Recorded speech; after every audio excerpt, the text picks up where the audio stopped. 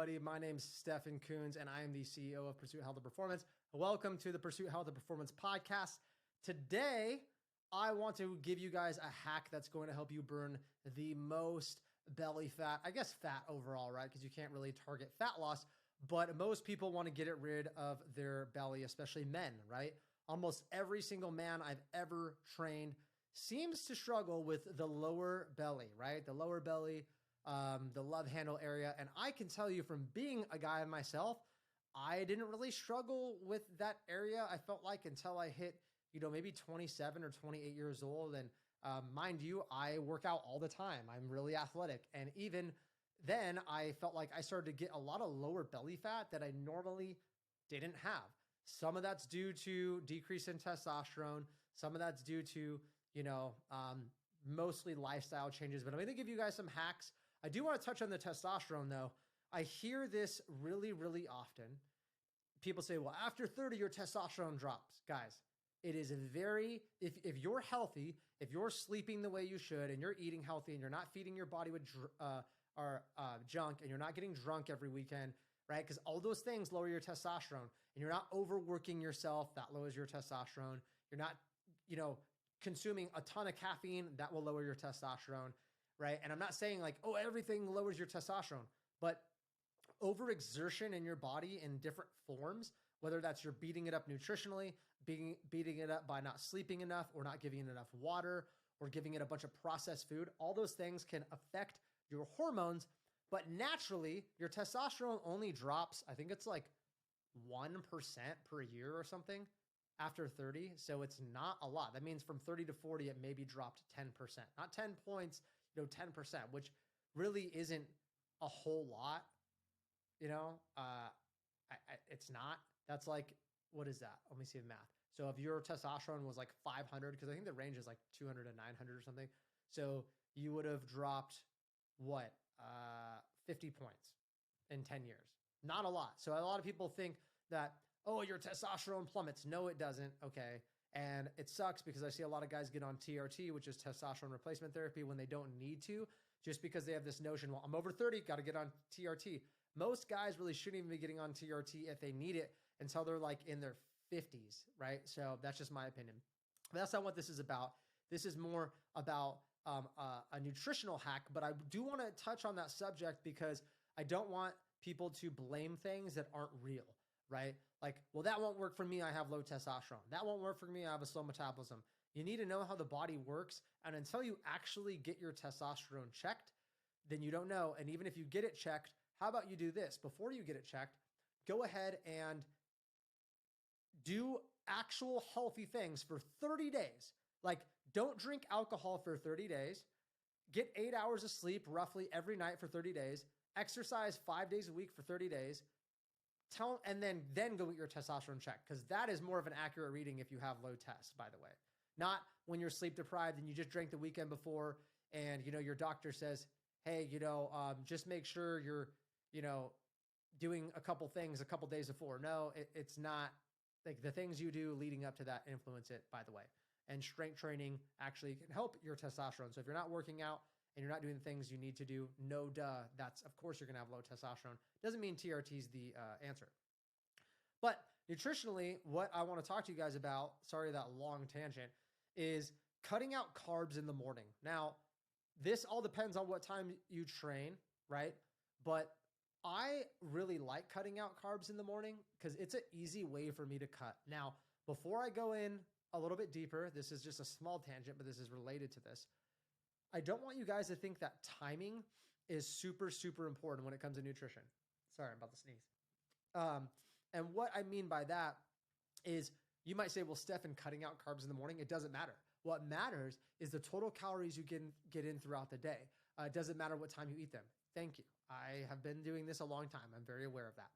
However, your body is not a vending machine. It's not like input this, output that. It's not a robot. So there are other physiological things that do matter when you're cutting out carbs. So for example, if you cut out carbs in the morning and you're not giving your body carbohydrates, you are more apt to tap into a fat storage I believe. That's just my personal experience. And just because the carbs aren't there. Now, it very dependent. It depends on how much glycogen storage you have, how many carbs you consumed the day before. But let's say, on like a lower carb diet, theoretically, you are burning more fat. But as you consume the fat, like dietary fat you put in your mouth and you eat is actually converted to fat storage easier than carbs. I don't know if you knew that, but that's a little bit of the science. So don't think, oh, he told me to cut out carbs in the morning. It's going to just tap in and eat the fat and then I'll be okay.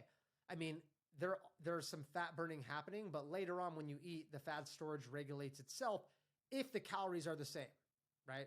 So it is way more important for calories in versus calories out. Like that always should trump everything, in my opinion. And science has proven that time and time again. However, not having carbs in the morning probably for most people means you're just going to have less carbs throughout the day. So for example, if I'm cutting, I literally will just do like steak and eggs. So just like protein and fat in the morning. It's still a lot of calories, right? Because I'm having like 4 whole eggs and steaks. Like I'm talking about 25 to 30 grams of fat and 40 to 50 grams of protein. So it's a lot of calories too. But the thing is, because of that, and I'm like staying away from carbs, and it's not just carbs, but that's where a lot of people's calories come from. If you set macros and you have your proteins, your carbs, and your fats, most people, most of the percentage of their daily calories are coming from carbohydrates. Most people. So if you're weaning off carbs or you're having lower carb, because it's the majority of your calories, you're probably going to be in a bigger deficit. You're probably going to burn more fat. So for me, what I like to do, and what I've seen really successful with my clients is I say, don't have any carbs past like 2 p.m. Once again, not because it's some magical secret potion where it's going to incinerate fat, but because they're going to go, okay, well, so I'm going to have a big carb meal at 2. And I tell them to have something low glycemic and filling. So I'm like, have oatmeal with like protein and berries. So it's like 35, 40 grams of carbs, and they have it at 2 or 3, and then they go work out. Right? Because like, let's just say they're working out at 5 p.m. So that's like their post-workout meal. They have it 2 or 3 hours before. They work out from 5 to 6. And then when they get home, they eat and they shower, and they're only having like one more meal before bed, like one more meal of carbs. Their post-workout meal is their biggest meal. So let's say they had 40 carbs and their post-workout meal, they had 70 carbs, right? And which is really great for muscle growth. So they have 70 carbs. And they feel like, man, I had these big meals. I ate a lot of carbs today. No, you didn't. You ate 110 grams of carbs. That's not a lot. I wouldn't say that's like a low carb, but considering I eat about 220 to 240 a day, it's double. So for me, if I were to like eat carbs throughout the day, I'm also spiking my blood sugar more.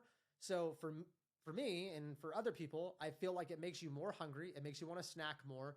And right there, if I just ate the same amount of fats and I ate the same amount of proteins, I just cut my calories by, let's say I ate 110 less. So what, 440 calories, right? Because there's 4 calories per 1 gram of carb, right? So it'd be 440, right? So I almost put myself at a 500 calorie deficit just by doing that. Now, the problem is if you're a binger, you have to watch out, because if you say, well, Coach Stefan, I did what you said. I didn't have carbs till like 2 to like a late lunch, and I had like a pretty big meal, but then I knew I had all these carbs left over, and then so I like ate 300 carbs. I had a popcorn and all this stuff at night. Well, yeah, it doesn't matter if you held off in the morning, because when you go to bed, guess what's still running off of carbs in the morning? Your body, right? So all the time you're like fasting from carbs, quote unquote. Your body's still running off the excess carbs you ate. So that's when calories in versus calories out matters. It's just easier, right? It's just easier to do low carb when you do, I don't even know what you would call it. I just say carb-free breakfasts, but it's like an intermittent fasting, but just with the carbs, right? And you could do it with anything. That's why intermittent fasting works for a lot of people, because it's the same thing, but it's with all food. Now, the problem with intermittent fasting, listen up, this is super important because I know intermittent fasting is super hot. This is the problem with intermittent fasting. Most people that do intermittent fasting end up being under on their calories, which is the goal, right? Most people want to be in a deficit. They want to stay lean, right? But they're also under on their protein. And being under on your protein means you're building less muscle. And if you're building less muscle, it means you have less strength, and it also means you have a slower metabolism, because muscle is a precursor to metabolism, right? It's a big one. So You know what I mean? If you're supposed to eat 180 grams of protein a day, that's what I'm supposed to eat. And I'm doing it in 2 meals. I can do it, or in an 8-hour period, 8-hour feeding window. I can do it. However, it's much more difficult. I would rather have 50 grams of protein in the morning, 50 at lunch, 50 at night, and then 30 at night, and then 50 post-workout. That way I'm basically eating a breakfast, lunch, and dinner, a post-workout protein shake or whatever I want post-workout. Easy for me. I'm not stuffing these huge meals. I don't feel like I have digestive issues. A lot of people that have intermittent fasting, they get a lot of bloating because they're putting so much food in their body at such a short amount of time. Once again, I don't think it's bad. It's just, is it making it easier or more difficult to hit your macros? In my experience, every single person that I say do a carb-free breakfast, they end up hitting their lower carb goals easier, and they end up hitting their protein goals more often because all they can eat the first half of the day is protein. So guess what they eat more of because they're hungry? Protein. Well, that is a great thing because most clients that come to me, 90% of them are low on their protein, and that's part of the reason they have bad body composition. They're high body fat, low muscle because they don't eat enough protein for most of them. So we just kind of solved that problem by doing a carb-free breakfast, right? I'll say it again. We cut out the carbs until about 2 p.m. So in theory, they're like, man, I'm still hungry. So they eat, and I'm like, but all you can eat is protein and fat. Well, protein and fats don't really fill you up the same as carb because there's not a blood sugar effect really. So they end up eating more protein just by happenstance. Some of them eat more fat too, but they eat more protein. And then great, because most people don't eat enough protein early in the day and they overeat their carbs late in the day. So we're literally flipping it. And I did an Instagram reel on this called backloading. And that's what this kind of is where you're actually going to stay away from your carbs in the morning and you're going to have them later in the day, but your protein's the opposite. You're going to have it really heavy in the morning and less later in the day. Why do we do that? Once again, I'm very aware that it's calories in versus calories out, and you could do this in any method you want. However, because that's true, because most people are under on their protein and over on their carbs, if we flip-flop the time they're eating them, we solve that problem for the vast majority of people. And I know because I've done this with tons of clients and I've been training a very long time, and I've seen it work time and time and time and time and time again. And not that everybody needs to be on a low carb diet, but it's pretty well known that people that cut out carbs, or I shouldn't say cut out, sorry, cut down their carbs generally lose body fat, right? You have to do it in a right way. You have to do it methodically. You can't just I'm not saying do the keto. I'm not telling you that. I'm just saying if you do this method, I think you'll make it yourself be at a deficit easier. Especially if you're not somebody that actually tracks and weighs out all your stuff. And if you're listening to this, maybe you do, but maybe you don't. Maybe you're like, I kind of do sometimes. If that's you, then you need to follow rules, right? If you're not going to weigh out your stuff, if you weigh out your stuff and you measure everything, eat it whenever you want. I don't care. You'll probably hit your macros every day because you're really diligent about weighing and measuring your stuff, and it doesn't matter. But if you're like 85, 90% of people and you don't weigh out everything you eat, then you need to follow some type of rule that helps you hit somewhere around your macro goal, whether you are actually putting it in MyFitnessPal or a food tracking app or not, but you need to follow some type of structure. And that's what intermittent fasting does. Do you know that's what keto does?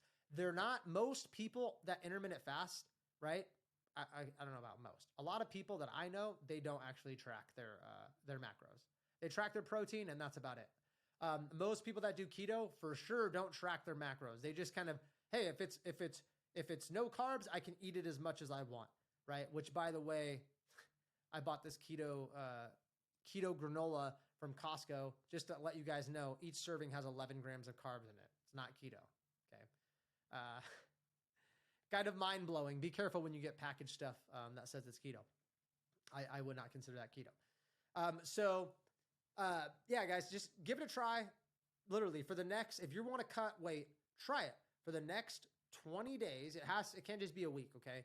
For the next 20 to 30 days, don't have carbs till 2 in the morning. Still hit a daily carb goal, right? And you got to know your macros. If you don't know your macros, there's free macro calculators online. You can go to www.pursuethp.com and first of all, I got yelled at for saying www. People know it's www. Okay, so go to pursuehp.com. Sorry, I know you know it's on the World Wide Web, but go to pursuehp.com. Allergies, and book up a call with the coach because we want to at least help you. You could do a nutrition consultation. We do those too. I want to help you with your macros. That way you know what you're supposed to eat. Then go ahead and cut out your carbs till like 2 p.m. and have your protein and fats early in the morning. And that way, when you're done for dinner, you don't have 75 or 80 grams of protein left till you hit your goal. Maybe you only have 20 or 30. So it's pretty easy. And if you go over your protein a little bit, you'll probably be fine.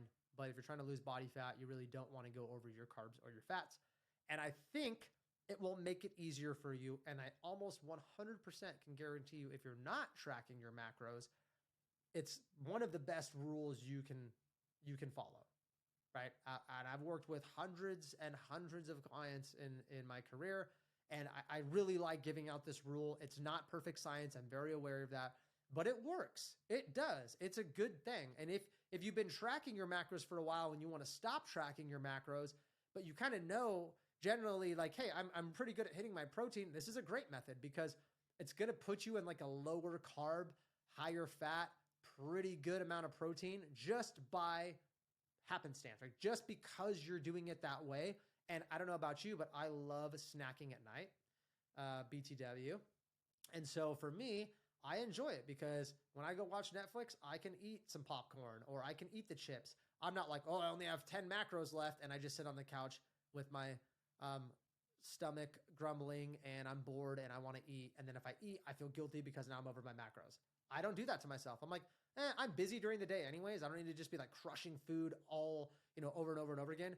And if you say, well, I work out at blank time, it doesn't matter really when you work out. If you work out first thing in the morning, great. Eat a piece of toast before you work out. Crush your biggest carb meal after you work out, okay? This if you work out fasted or first thing in the morning. Then if you're like, oh, I'm done by 8, cool. Then don't eat carbs until like dinner. So you're still taking that window and you're spreading it out. So even if you had 70 carbs post-workout and 40 with dinner, guess what? You're still at 110. Wow. See how that works? Right? So it's not magic. It's not anything super special. It's just working smart around your schedule. And because we work with a lot of firefighters and cops and nurses, they have, weird schedules. And so some of them have to move things around and do what's optimal for them to still get their food in. Some of that does mean intermittent fasting. Some of it means a quick breakfast, like wake up, drink a protein shake, no carbs, and then crush dinner and have like a small snack. I mean, you can do it in any way that's possible. However, for most people, this is optimal. So I really appreciate you guys watching this. Go ahead and like, comment, share, subscribe, please. If you felt like this episode was fire, hopefully, give it a 5-star review. And my biggest ask, because we don't run ads, is that you share this episode on social media. Yes, you could text it to your friends. That's cool. But as you know, we're an online training business. So we get shared by word of mouth very heavily, especially this podcast. So I would appreciate it. I put a lot of time and effort into this, and I'm doing it because I love you guys and I want you to know the truth and I want you to have actual tactical things that you can use, not just a bunch of fluff and hearsay, things that you can go try for the next 20 days. And if I'm full of it, if you don't lose any fat, you can come back and comment on this and be like, you're ridiculous, right? But obviously you can't just go off the deep end. You still want to try to hit your numbers. If you don't track your numbers at all, you might not have any results. But if you're tracking your numbers, it makes it easier for you to hit your numbers, right? Your macros. So I appreciate it, guys. I love you. Thank you so much for listening to this podcast, and we'll see you next time.